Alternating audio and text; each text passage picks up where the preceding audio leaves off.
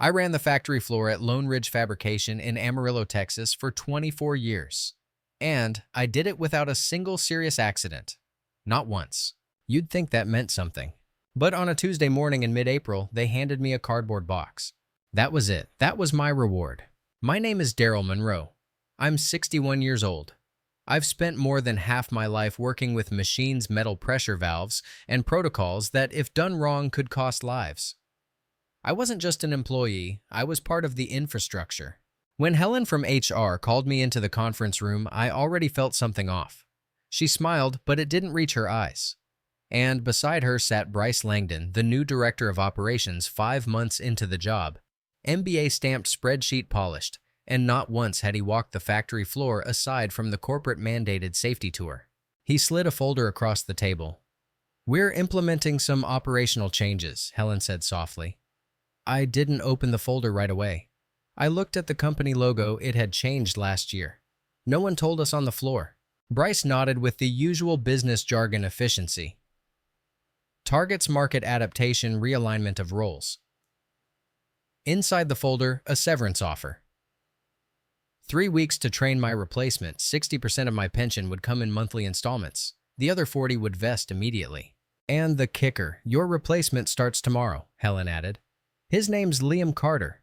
Young guy, business degree from Texas Tech. Very promising. I closed the folder and looked down at the grain in the wood table.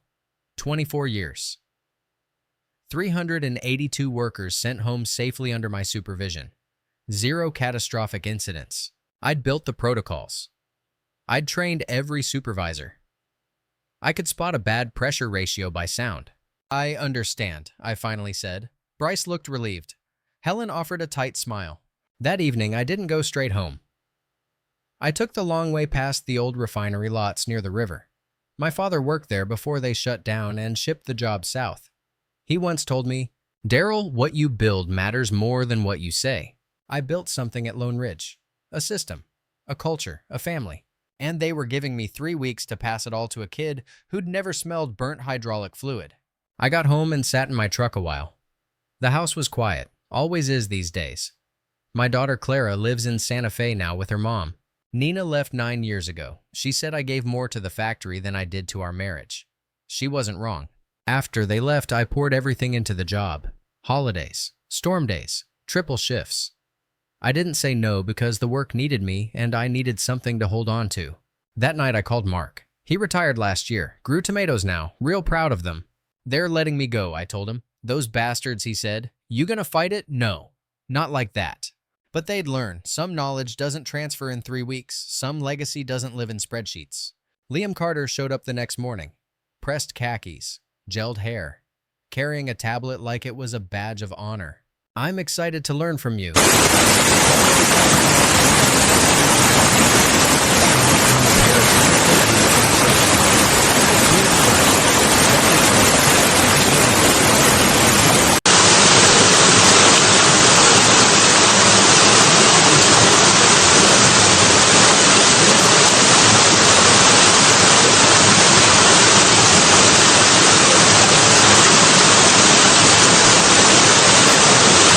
History. By the second week, I caught him in the break room with Bryce.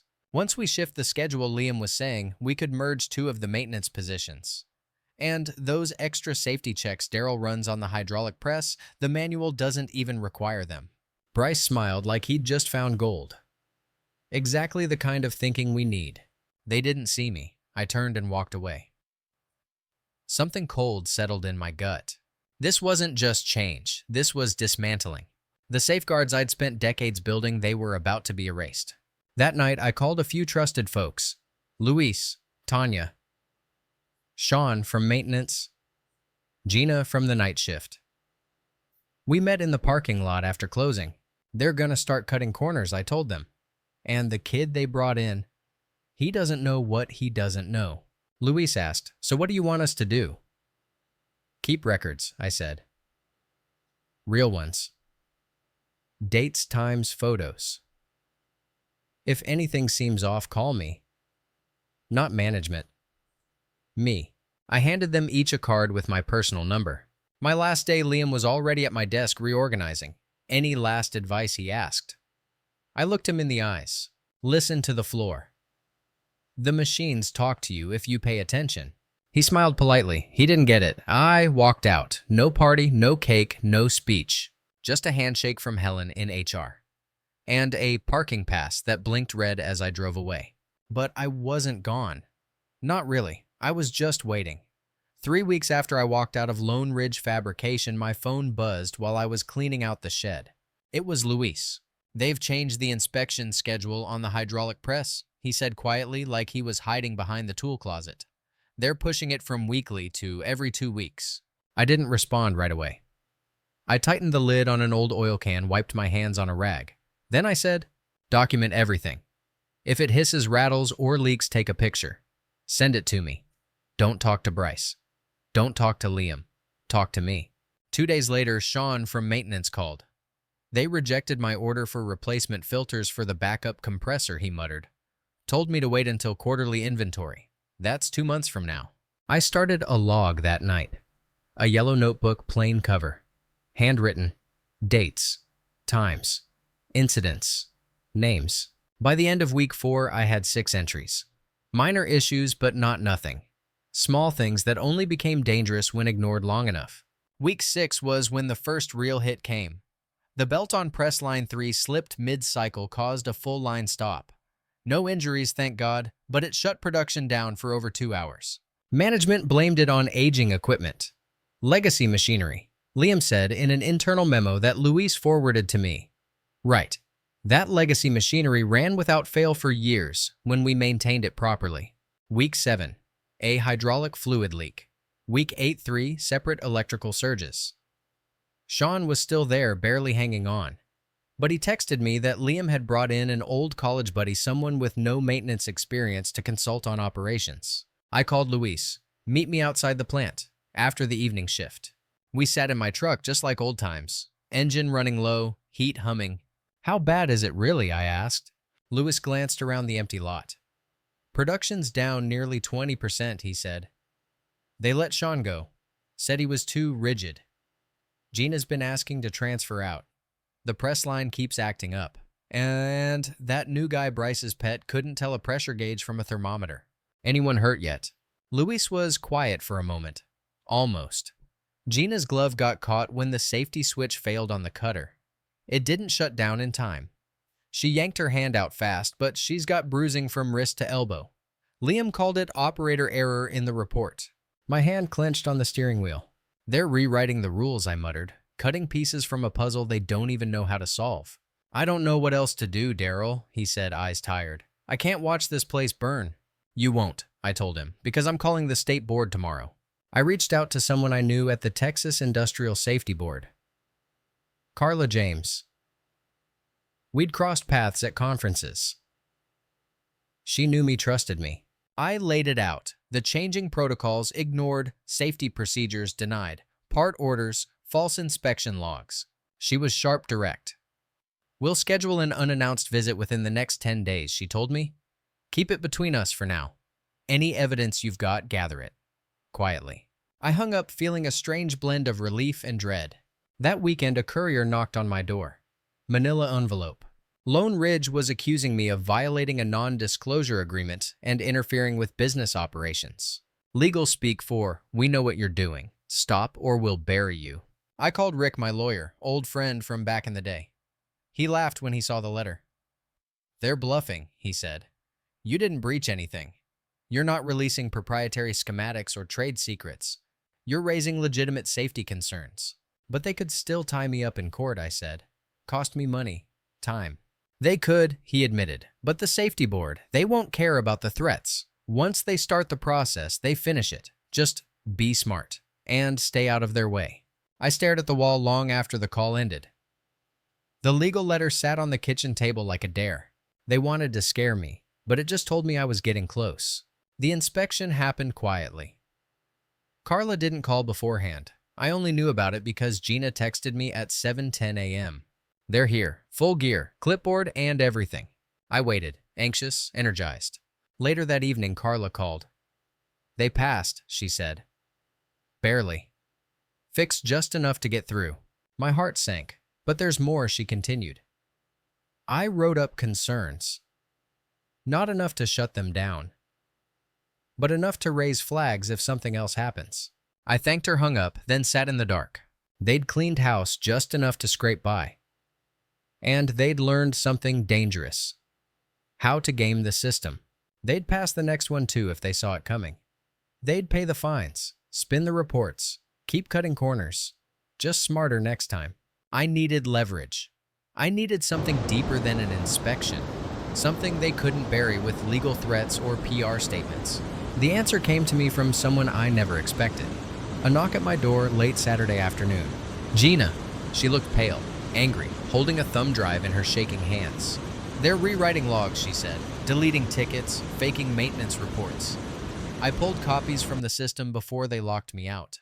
What's on this? I asked. Everything, she said. The real logs, and the fake ones, and emails between Bryce and Tristar's leadership. They were planning this before you even got let go. I blinked. You risked your job for this. I already lost it, she whispered. They let me go yesterday. Said I was creating a hostile culture. She looked like she hadn't slept in days. Sat at my kitchen table, hands trembling around a mug of coffee. Bryce said safety was subjective, she said, voice cracking. But you can't fake broken steel. I plugged in the drive, clicked through folder after folder. Request denied. Maintenance intervals extended beyond safe limits.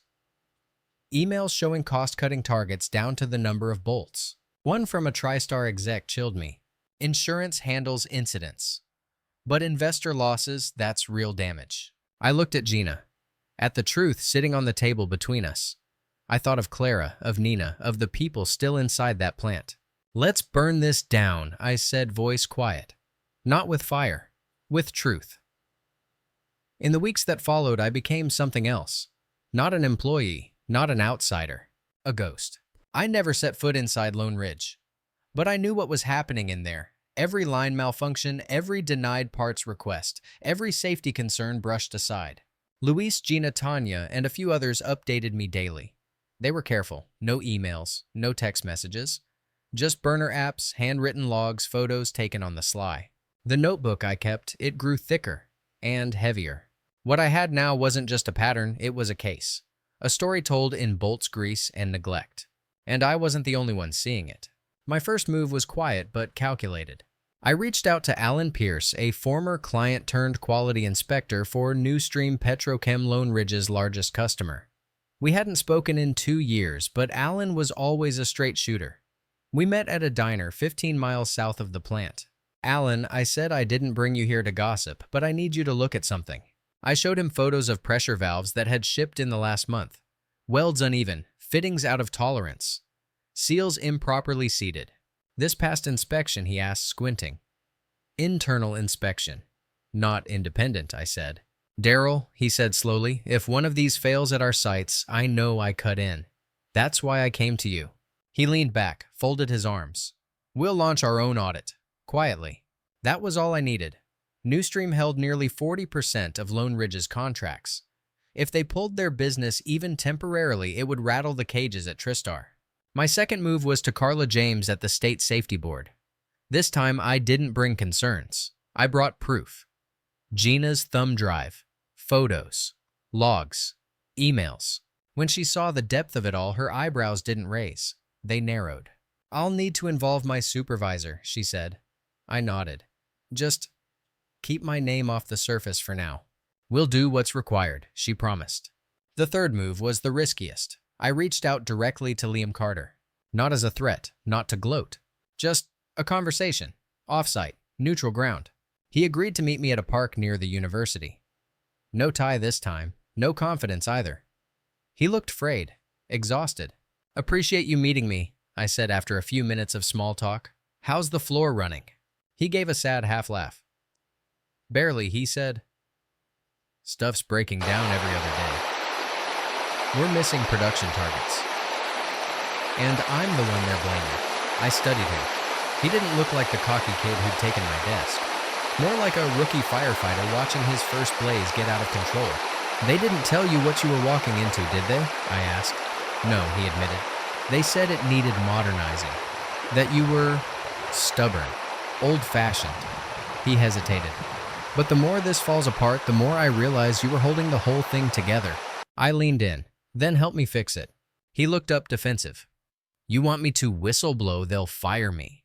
They might, I said, but if this goes down, who do you think they'll pin it on? Bryce. The executives at TriStar know.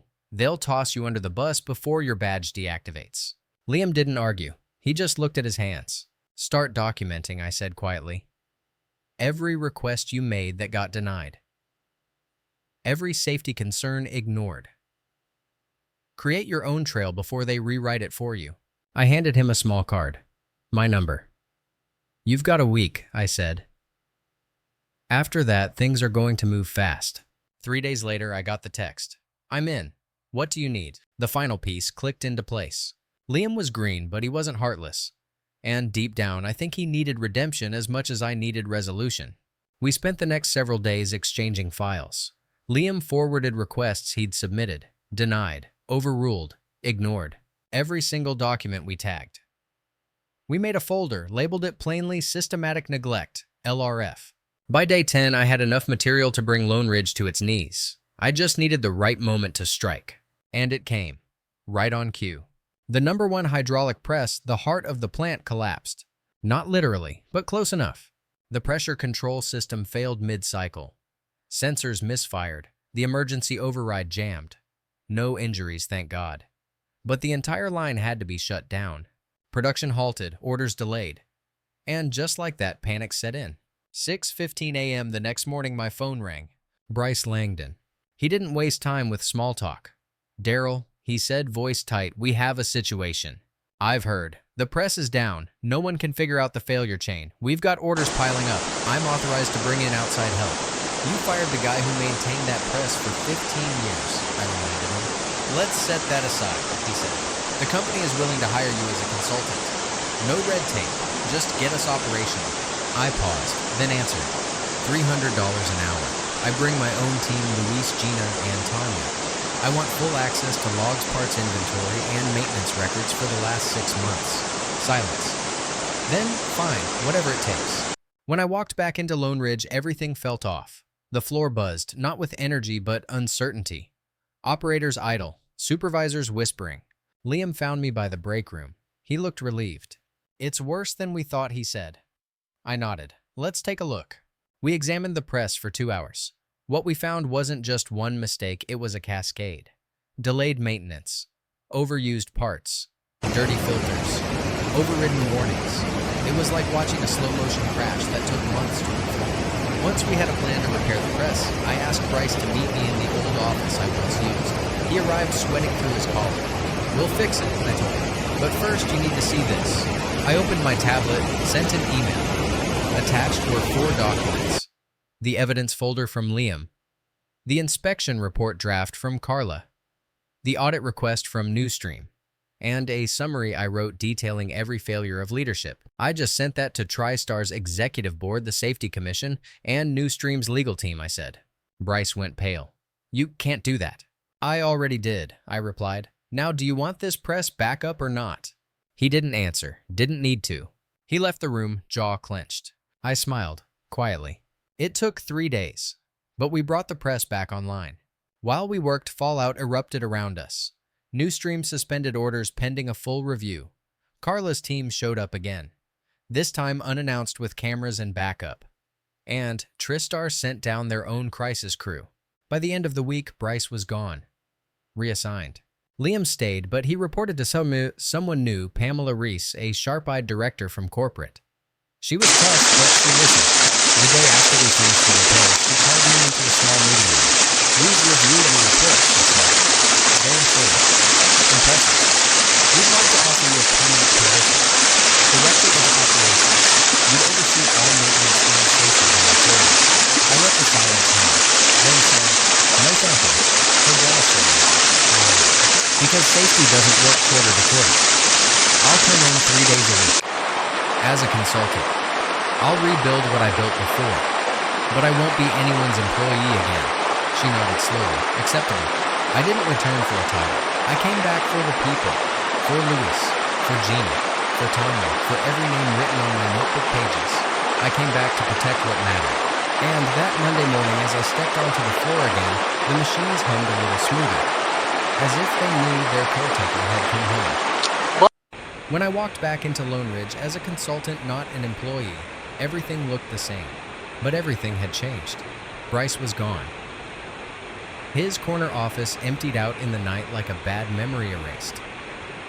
Liam was still there, but now under supervision. He'd lost his title, his authority. I suspected he welcomed the trade. His conscience might have just begun healing.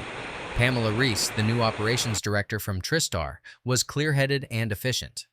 Corporate sent her to clean up the mess, but to her credit, she didn't come with a mop. She came with a mandate and a willingness to listen. We met every Monday morning in a plain side office. No HR suits, no buzzwords, just whiteboards, reports, and one shared goal: keep Lone Ridge running without bleeding its people dry.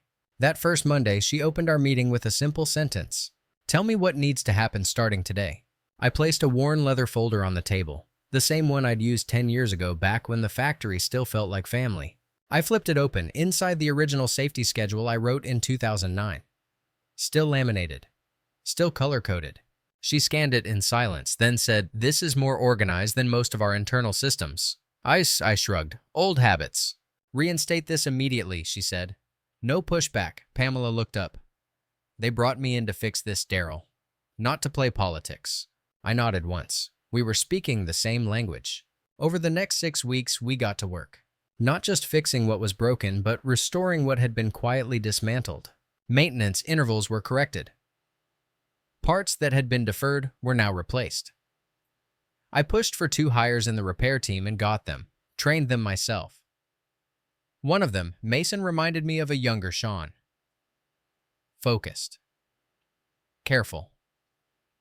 Always listening. I reinstated daily inspection walkthroughs.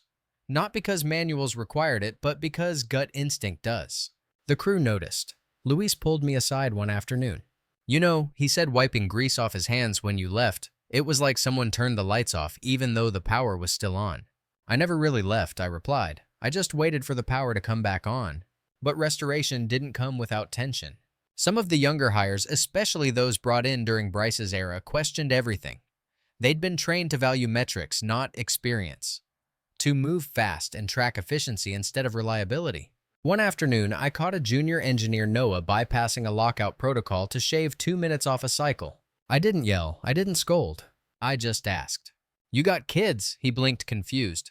"Yeah, a daughter. Why?" "You ever want her waiting at home wondering why her dad didn't come back from work?" He didn't reply. I let the silence hang. Then handed him a copy of the accident reports from 2013, the ones that predated my original overhaul. "Read these. Then come back tomorrow and explain why 2 minutes is worth more than a life." He returned the next morning, said nothing. But he followed every safety rule after that like scripture. Meanwhile, Liam tried to keep his head down.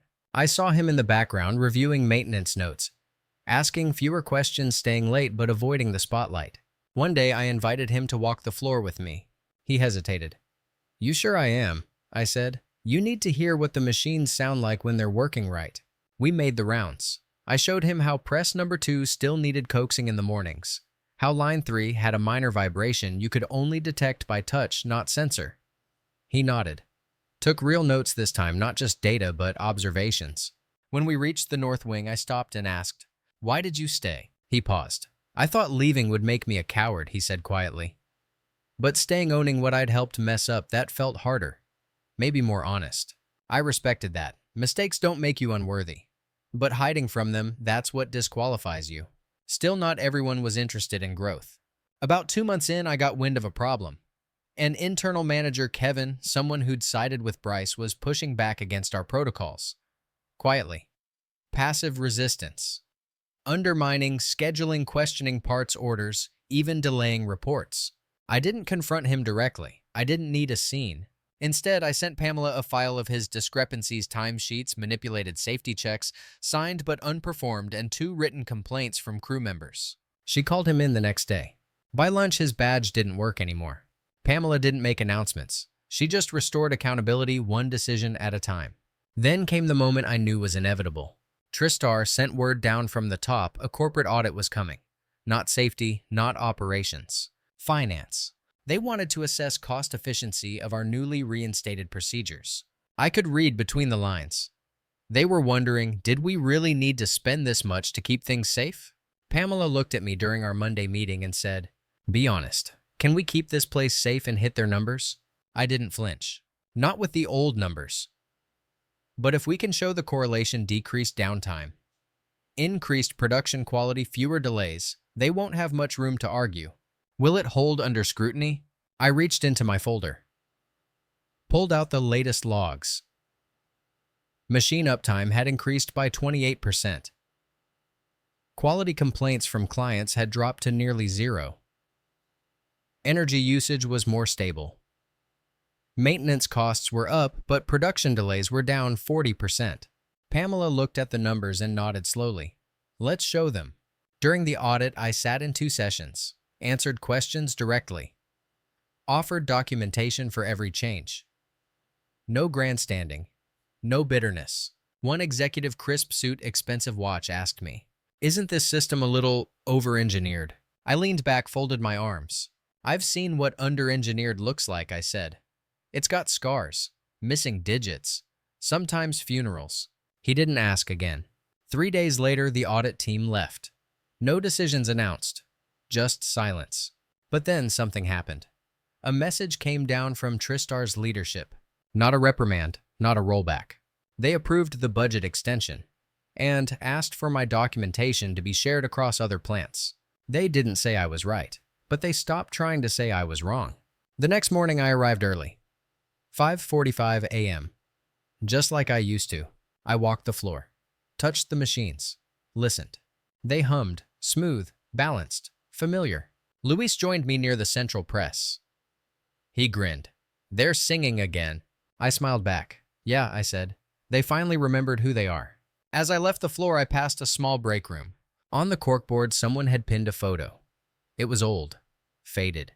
Me, Sean, Tanya, Luis, Gina. Before the layoffs, before the buyouts, back when we didn't have titles, just trust. Someone had written on it in marker, "Built to last." I stared at it longer than I expected. Not out of sadness, but out of pride. Because sometimes legacy isn't in promotions. It's in the people who keep going when you're gone. They say closure isn't something you get handed. It's something you decide to take. I didn't come back to Lone Ridge looking for closure. I came to fix a press, to stop a disaster. But somewhere in the middle of all the broken bolts, forgotten protocols, and whispered apologies, I realized what I was really here to fix wasn't just the machines. It was the truth. The truth about loyalty. The truth about legacy. And the truth about what people are worth when no one's watching. 2 weeks after the audit, things had started to feel steady. The factory floor wasn't perfect, but it was humming again. Pamela sent a short memo. Performance has stabilized. Tristar is satisfied. Continue current protocols. Beneath those words was something rare: trust. She never said it out loud, but her eyes told me she understood the difference between performance and protection. Still, there was one last thing I needed to do. Not for Lone Ridge. For me. I drove out to Santa Fe on a cloudy Thursday. Clara didn't know I was coming. She opened the door in a t-shirt and jeans, surprise in her eyes. "Dad, can I come in?" "Of course. I just didn't expect you." I stepped into the apartment. It smelled like lavender and cinnamon. Her style, not Nina's. She poured 2 mugs of tea and sat across from me. The silence wasn't awkward. It was just full. "I've been thinking about you," I said. "I wasn't around enough when you were little. And when you left with your mom, I didn't fight it. I buried myself in that plant. I thought work would mean something if I just did it well enough." Clara's eyes softened, but she didn't interrupt. "I gave them everything, Clara. 24 years. They threw me out with a cardboard box. And I let them." She set her cup down gently. "But you came back," she said. "Not for them. For the people." I smiled faintly. "That's what your mom used to say when I'd miss dinner. He's always there for everyone. Except here." "Mom was hurt," Clara said. "But she also admired you. She just never knew how to say it." The silence lingered again, but this time it didn't hurt. I stayed the weekend. We talked more than we had in a decade. Not just about the factory, but about books she liked, her new job, her cat Milo who hated me at first but eventually curled up on my lap like I'd passed some invisible test. Before I left, she handed me a small package. Inside of a photo in a wooden frame. Me, her, and Nina at one of my early promotion ceremonies. Clara couldn't have been older than 5. She wore a hard hat twice the size of her head. I looked like a man trying to hold a world together. I found it in Mom's drawer, Clara said. She wanted you to have it. She never threw it away. I didn't say anything, just nodded. And hugged her longer than I had in years. When I returned to Amarillo, Lone Ridge was in the middle of prepping for a big delivery. Newstream had resumed contracts after the audit results came in, and the new systems I implemented, they cut defect rates by 45%. Turnaround time had improved by 22%. And internal morale was actually. But even with things improving in the past, late one Friday, I received a letter no return address. Inside a check for $2,300. And a note for the safety equipment I argued against. You were right, L. Liam. It wasn't about the money. It was his way of saying he understood now. We don't always get apologies in the form we want, but sometimes acknowledgement is enough. That night I stood in my old locker room. It wasn't mine anymore, but Pamela had left it unlocked. Said it felt wrong to reassign it. I opened it. Still smelled like metal and sweat. Inside was the chipped coffee mug I'd left behind, painted with the words built, not bought. I held it in my hands. Funny how a $3 cup could carry 24 years. That weekend, Pamela called and asked if I'd consider expanding my role, become a regional consultant for other plants under Tristar. Said my methods had impressed the board. Daryl, she added, they're even considering renaming part of the program after you. I paused, felt the weight of that offer. Recognition, stability, legacy. But I'd already made my peace. I wasn't chasing titles anymore. I appreciate that, I said. But I'm not looking to go back. A beat of silence. Then she asked, back where? And I said, exactly. I declined the regional position, but I agreed to stay on for 1 more year, 3 days a week, just like I promised. Not because I owed them anything, but because the crew still needed someone who listened to the machines. 6 months later, Gina came to visit me on a Sunday. She brought tamales and a bottle of soda we both liked. We sat on the porch listening to cicadas hum as dusk settled. You ever regret going back? She asked suddenly. I shook my head. No, because I didn't go back for the company. I went forward for the people who make it worth saving. She smiled. Still sounds like the old man speech to me. I laughed. Maybe. But it's one I earned the right to give. Now, as I write this, it's been exactly 1 year since I stepped into that mess. Since Bryce tried to bury what we built. Since they thought they could replace experience with a spreadsheet. But I stood my ground. Quietly. Completely. And I rebuilt what they tried to erase. Not with anger, not with vengeance, with action. Closure doesn't come with cake and applause. Sometimes it's a phone call from your daughter. A clean safety record. A team that sleeps better because they trust the process again. It's a machine running smooth at 500 a.m., the low hum of steel that doesn't scream anymore. It's the moment you realize you didn't win, you just walked forward. And for once, you never looked back.